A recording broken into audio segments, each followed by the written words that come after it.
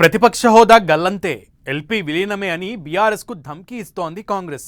కుంపటి మొదలైంది, రేవంత్ సీటుకే ఎసరొచ్చిందని గులాబీ పార్టీ రివర్స్ అటాక్ చేస్తోంది. ఇలా అధికార అపోజిషన్ పార్టీల స్కెచ్లు, అప్పర్ హ్యాండ్ సాధించే ప్లాన్లు తెలంగాణ పాలిటిక్స్ను వెరీ ఇంట్రెస్టింగ్గా మారుస్తున్నాయి. ఏదో జరగబోతుందంటూ తెలంగాణ గట్టు మీద వార్తలు గత్తెరలేపుతున్నాయి. బీఆర్ఎస్ విలీనమా, హస్తం అస్తవ్యస్తమా, అసలేం జరుగుతోంది?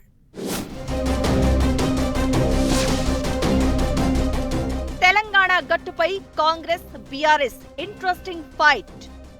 16 మందికి ఎర బీఆర్ఎస్ ఎల్పీ విలీనమే అంటోన్న కాంగ్రెస్. కుంపటి మొదలైంది, రేవంత్ సీటుకు ఎసరే అంటోన్న బీఆర్ఎస్. వ్యూహం ప్రతి వ్యూహం, రాజకీయం అంటేనే ఇది. ఎన్నికలు వచ్చినప్పుడు యాక్షన్ రియాక్షన్ కామన్, మామూలప్పుడు విమర్శకు ప్రతి విమర్శ కూడా రెగ్యులరే. కాకపోతే తెలంగాణ పాలిటిక్స్ మాత్రం ప్రతిరోజు క్లైమాక్స్ ను తలపిస్తున్నాయి. రేపో మాపో ఎన్నికలు ఉన్నాయన్నట్లుగా ఎత్తుకు పై ఎత్తులు వేస్తూ పొలిటికల్ హీట్ ను పెంచుతున్నాయి పార్టీలు. బీఆర్ఎస్ కు ప్రతిపక్ష హోదా లేకుండా చేస్తామని కాంగ్రెస్ నేతలు సవాల్ చేస్తున్నారు. గులాబీ నేతలైతే రేవంత్ సీటుకే ఎసరు వచ్చిందని, బీఆర్ఎస్ ఎల్పీ విలీనం అయ్యే పనే కాదని కౌంటర్ ఇస్తున్నారు. దీంతో కాంగ్రెస్ వర్సెస్ బీఆర్ఎస్ అన్నట్లుగా కొనసాగుతోన్న రాజకీయం ఆసక్తికరంగా మారింది. ప్రతిపక్ష బీఆర్ఎస్ ఎమ్మెల్యేలు అధికార పార్టీలోకి జంప్ అయినప్పటి నుంచి లేటెస్ట్ గా కాంగ్రెస్ ఎమ్మెల్యేల రహస్య సమావేశం వరకు పాలిటిక్స్ ఇంట్రెస్టింగ్ గా కొనసాగుతున్నాయి. కారు పార్టీ నుంచి హస్తం పార్టీలో చేరిన 10 మంది ఎమ్మెల్యేల ఫిరాయింపుపై సుప్రీంకోర్టు తీర్పు ఎలా ఉంటుందోనన్న ఉత్కంఠ ఉండనే ఉంది. ఇలాంటి సమయంలో కాంగ్రెస్ బీఆర్ఎస్ పొలిటికల్ ఫైట్ రోజుకో టర్న్ తీసుకుంటోంది. అధికార పార్టీలో జరుగుతున్న పరిణామాలపై ప్రతిపక్ష బీఆర్ఎస్ ఆసక్తికర కామెంట్స్ చేస్తోంది. కాంగ్రెస్ ఎమ్మెల్యేలు రహస్య మీటింగ్ ఏర్పాటు చేసుకున్నప్పటి నుంచి హస్తం పార్టీ వ్యవహారాలను నిశితంగా పరిశీలిస్తోందట కారు పార్టీ.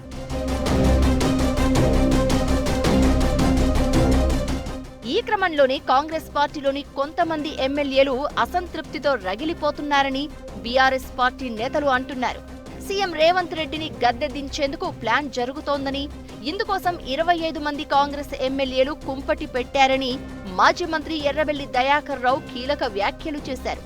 ఇది కాంగ్రెస్ సర్కారు కూలిపోయేందుకు ఒక ఇండికేషన్ అంటున్నారు. ఎర్రబెల్లి వ్యాఖ్యలు రాజకీయ వర్గాల్లో హాట్ టాపిక్ అయ్యాయి. కాంగ్రెస్ ఎమ్మెల్యేల రహస్య భేటీకి రేవంత్ ను దించేందుకు 25 మంది ఎమ్మెల్యేలు ఒక్కటయ్యారని బీఆర్ఎస్ నేతలు చెప్తున్న దానికి ఎక్కడో లింక్ ఉందన్న టాక్ వినిపిస్తోంది.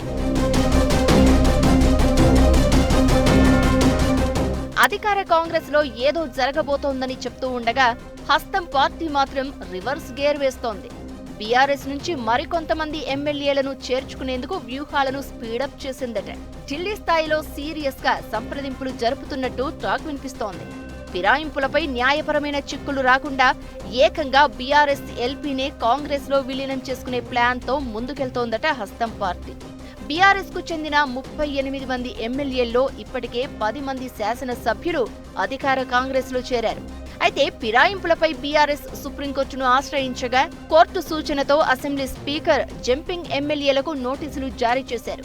దీంతో ఫిరాయింపుల ఎమ్మెల్యేల విషయంలో సుప్రీంకోర్టు నిర్ణయం ఎలా ఉండబోతుందోనన్న ఆందోళన అధికార కాంగ్రెస్ పార్టీలో కొనసాగుతోంది.